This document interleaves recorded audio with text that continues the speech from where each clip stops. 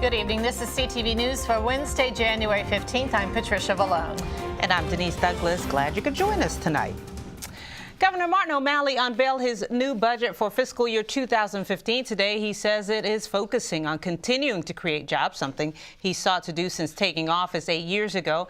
This is his final budget as governor, so O'Malley also took the time to point out the gains his administration has made in the areas of health care, public safety, and the environment. He says he is pleased to be leaving the state on a better path economically. You're never done, but I do feel some degree of satisfaction in knowing that I served such a fair and good people, that together we were able to tackle this structural deficit. We were able to make the difficult decisions, and that we were able to create a better tomorrow. So, it's a journey. It's never over. I feel very honored to have played my small role in it. Based on the numbers in the budget, the structural deficit will be eliminated by 2017, and the state's AAA bond rating will remain in place. It's been pretty much bad news when it comes to foreclosures in the county, but today the state housing secretary, Ray Skinner, said the numbers are dropping. Homeowners in Prince George's made up about 33% of foreclosures in the state just a few years ago. Now that's down to 20%. Skinner told the House committee in Annapolis that there are a number of reasons why.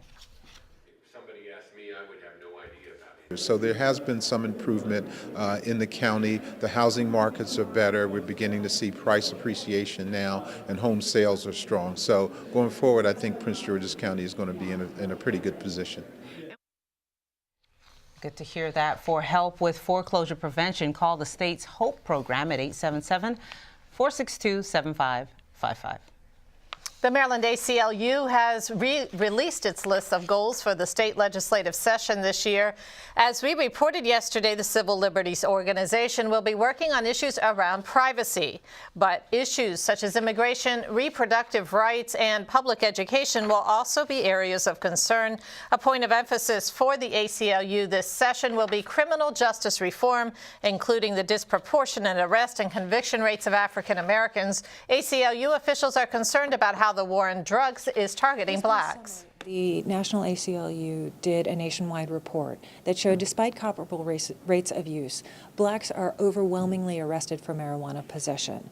And we released a study this October that showed the same thing. In every county in the state of Maryland, despite their percentage in the population, blacks are arrested overwhelmingly as compared to whites for marijuana possession, even though we know that the usage rates are comparable.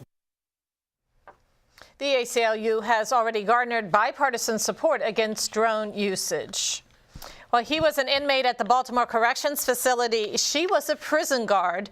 Both were found guilty of having sex behind bars and conspiring to smuggle drugs into the jailhouse. 23-year-old Taryn Kirkland was sentenced yesterday to 3.5 years behind bars. The judge sentenced 24-year-old Stephen Loney, who authorities say was a high-ranking member of the Black Guerrilla Family Gang, to a 9-year stretch. Their sentences resulted from plea agreements. Investigators say Loney had sexual relations with other female corrections officers at the jail. Another guard and an inmate who is an alleged associate of Loney previously pleaded guilty to similar crimes. Well, listen to this, folks. Police call it a brazen daytime robbery.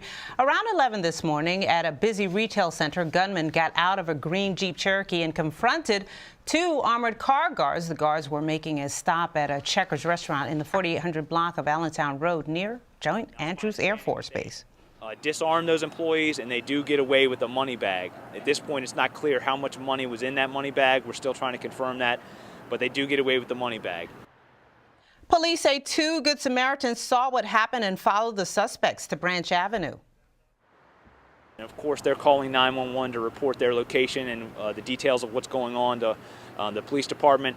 And as they're following the suspects on Branch Avenue, it becomes clear to the suspects at some point that they're being followed. They slow or stop, and it's not clear at this point what happens there, but they fire multiple rounds towards those Good Samaritans. They're driving a red pickup truck. Good Samaritans were not struck by the gunfire, but one was injured by shattered glass. While police are thankful for their help, they tell citizens avoid confrontations with suspects. We obviously want to thank them for doing their part to try to get these guys caught. Obviously, we always say to the citizens, we caution people not to get directly involved in criminal activity. We're certainly not asking people to chase armed robbers, but this Good Samaritan felt compelled to do so, and we certainly thank him for his efforts. He probably played a key part in getting that suspect description out to the officers who were responding, which ultimately led us to finding them and apprehending at least 2 of them. At last word, 2 suspects were still at large. Well, you are watching CTV News. I'm Denise Douglas. And I'm Patricia Vallone.